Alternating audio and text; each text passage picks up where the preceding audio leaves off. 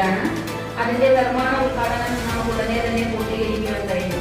അതുപോലെ നമ്മുടെ സ്കൂളുമായി ബന്ധപ്പെട്ട് നമ്മുടെ വടക്കൻ ഗവൺമെന്റ് UPSൽ 3.25 കോടി രൂപ ചെലവഴിച്ചുകൊണ്ട് നിർമ്മിക്കുന്ന തിരുനില കെട്ടിടത്തിന്റെ പണികളും ഏതാണ്ട് അവസാന ഘട്ടത്തിലാണ്.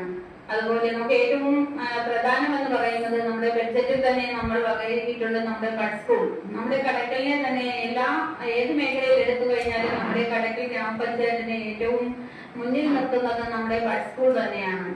നമ്മുടെ ബഡ് സ്കൂളിനെ ഇപ്പോൾ നമ്മൾ ആറ്റുപുറത്ത് 42 സെന്റ് വസ്തു വാങ്ങിയിട്ടുണ്ട്. അതിന്റെ നിർമ്മാണ പ്രവർത്തനങ്ങൾക്കായി നമ്മുടെ MLA 50 ലക്ഷം രൂപ നമുക്ക് അനുവദിച്ചു തന്നിട്ടുണ്ട്.